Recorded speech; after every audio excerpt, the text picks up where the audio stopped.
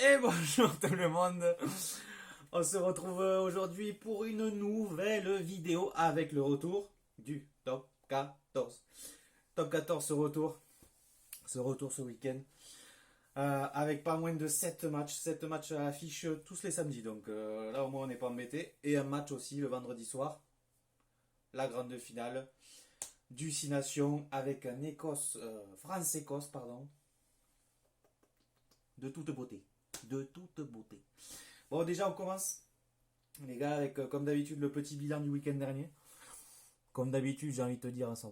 Voilà, tout simplement. Facile, hein, annoncé, sans souci. Donc, avec une Écosse-Italie. Bon, ça, à chaque fois, je débat, je débat jamais, en fait. Hein. Sur l'Italie, c'est compliqué. Ils ont mis une belle rouste, donc c'est un match plaisant. Après, on a eu Irlande-Angleterre. Alors là, j'ai été vraiment impressionné par les Irlandais. Ils n'étaient pas favoris. Au niveau de la possession et de l'occupation au début du match, les Anglais étaient là. Par contre, dès qu'ils avaient une occasion, ils la mettaient au fond. Et puis physiquement, sur les contacts, ça tapait. Hein. Le petit Stender là, qui prend sa retraite, pour son dernier match, il s'est fait plaisir. Avec Winnie Paula. D'ailleurs, Winnie Paula, il est sorti... il n'a pas vu son dimanche. Hein. Il s'en souvient plus. Mais franchement, j'ai été impressionné par les Irlandais qui ont quand même mis 32 points, 32 à 18. Donc, grosse performance. C'était un très très beau match. Puis ça fait toujours plaisir de voir les Anglais se ramasser, quoi. Donc, bon, si c'est mérité, voilà. Donc, ça fait plaisir. Et après, match de l'équipe de France, sans sourciller. Franchement, on n'a pas été inquiété du match. Non, je rigole. Franchement, il faut souligner quand même la performance du Pays de Galles. On a été dominé, clairement, disons-le, on a été dominé. Sur les impacts, ils étaient venus là après pour faire le grand chelem, hein, donc ils n'étaient pas là par hasard. Je les ai trouvés quand même vraiment, vraiment impressionnants. L'arbitre, il nous a pas aidés, mais je pense pas qu'il nous l'ait mise non plus. Je pense pas. Après, c'est vrai qu'avec ces décisions de terrain, on ne sait jamais quoi. Donc bon, ça laisse toujours place au débat. Et moi, de toute façon, j'ai des copains. On perd, c'est la faute de l'arbitre. On gagne, c'est à cause de l'arbitre. Il y a toujours l'arbitre, ça va jamais. Donc bon, il faut quand même qu'on dise que l'arbitre a toujours raison. Donc on respecte les décisions. Mais franchement, le Pays de Galles est impressionnant. Mais la France, quand même, à mon avis, on a tous vibré. La dernière action là, je vais vous la repasser d'ailleurs. On va l'analyser d'ailleurs cette dernière action parce que bon, on retient l'essai. Mais franchement, le cadrage du petit Ficou et du petit Vincent, les cadrages, j'ai l'habitude moi de râler parce qu'aujourd'hui on ne sait plus faire les 2 contre 1. Il n'y a qu'à voir Teddy Thomas, un 2 contre 1. Heureusement qu'il est bon en 1 contre 1 parce qu'il ne les fait pas. Mais bon, après il passe. Mais franchement, là sur le coup, ils m'ont fait plaisir. C'est pas ce qu'on voit le plus, mais là, il n'y a rien à dire. Donc voilà, les gars, je vais vous remettre un peu cette action. Qu'on ait les frissons là qui remontent. Et puis on se retrouve juste après là, 40 secondes pour une petite analyse. Allez, à de suite. Il est hors jeu, il tape le ballon. Ouais, il ne dit rien, monsieur Pierre, ça joue. Gaël Ficou, la longue passe sur les extérieurs pour Damien Penaud. Damien Penaud qui trouve le soutien à nouveau de Gaël Ficou. Ils sont vraiment tout proches de la rupture maintenant, ces Gallois.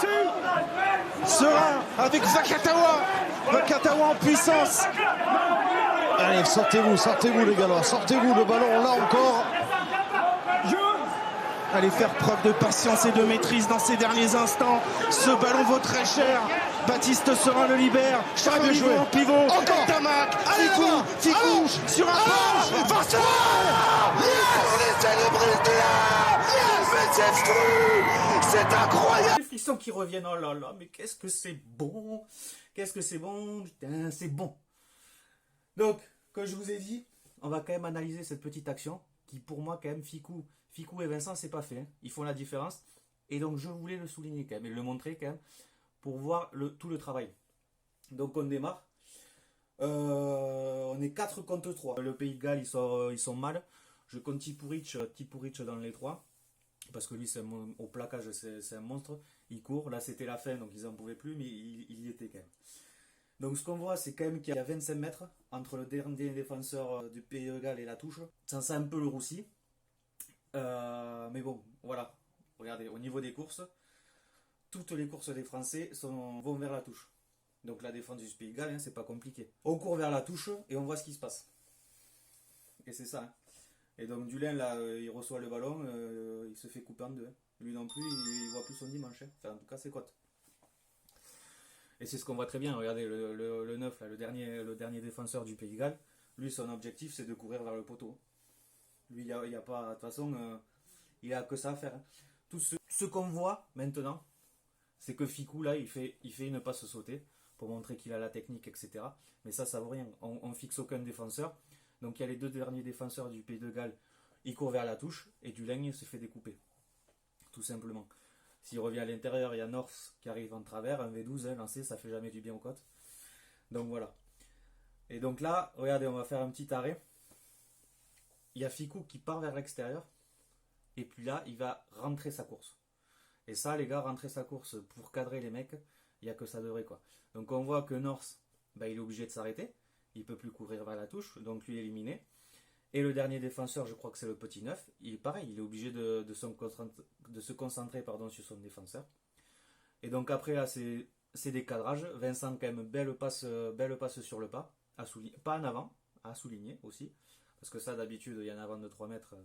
Voilà. Mais voilà, et après Dulin bien sûr, il attrape le ballon, il va marquer. Mais les deux cadrages de Ficou et de Vincent, franchement, on n'a plus trop l'habitude de voir ça. Et il fallait quand même que je vous remontre l'action avec les courses qui sont rentrées. Ça rentre, ça donne. Les yeux, les mains. Voilà, il n'y a que ça de vrai au rugby. Il n'y a pas besoin de faire des passes de 40 mètres. C'était très bien. Donc, quand même, je voulais le souligner. J'espère que ça vous a remis des frissons. Je vous le remontre comme ça au ralenti. Pour voir ce que ça donne. Pour que vous essayiez dimanche prochain de cadrer. Et voilà, on se retrouve les gars pour le top 14.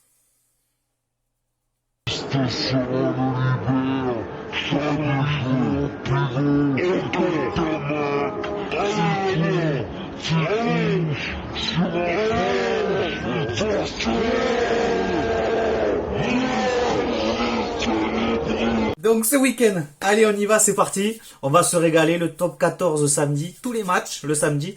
Et vendredi soir, France-Écosse. On ne l'oublie pas, mais de toute façon vous ne l'avez pas oublié je pense. Donc, finale pour les Français, match très important. Il faut qu'on gagne, déjà ça c'est clair. Il faut qu'on gagne avec le bonus. Et il faut qu'on gagne par 21 points d'écart, il me semble. Donc gagner, je le vois. Avec le bonus, je le vois. Par contre, les 21 points d'écart, ça va être compliqué. Parce que les Écossais, ils jouent. Nous, on va tout envoyer. Donc, on va se concentrer sur l'attaque. La défense... Bon, après, on n'a pas mis Teddy Thomas. Alors, peut-être que ça va compenser. Mais moi, je le vois très compliqué. En tout cas, je pense que ça va être un très beau match. Qu'on va se régaler. Donc, on va y être devant. Ensuite, ce week-end. Donc, 7 matchs. Des matchs sans surprise. Des matchs avec un peu plus de suspense. Et un match, moi, que je vois qui se détache du lot avec une surprise, une bonne cote à tenter. Ça fait toujours plaisir. Donc les matchs sans surprise, on va dire Brive, Castres et le Stade Toulousain. Je ne vais pas trop développer. Après, faut faire attention quand même parce que ça fait quelques semaines qu'il n'y a pas eu de top 14. On connaît pas la forme en ce moment des équipes, donc compliqué là. Franchement, ce week-end, allez-y tranquille.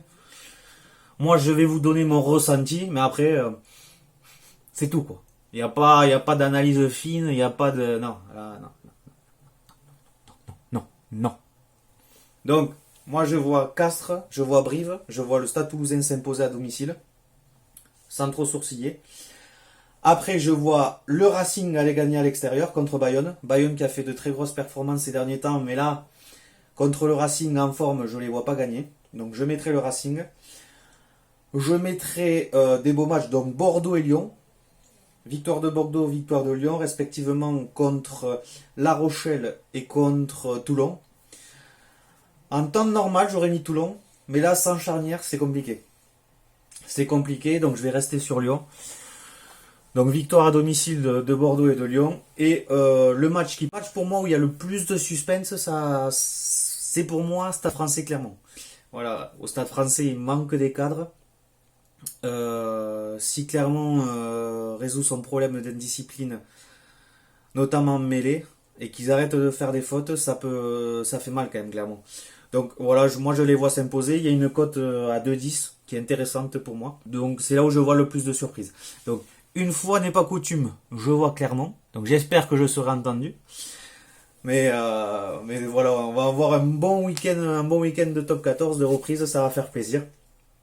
J'espère que vous serez devant votre télé, j'espère, allez on croise les doigts pour vendredi quand même qu'il y ait la victoire et pourquoi pas la victoire du tournoi. Et en attendant, je vous souhaite un bon week-end, une bonne fin de semaine. Ciao les gars, soyez heureux, bye bye.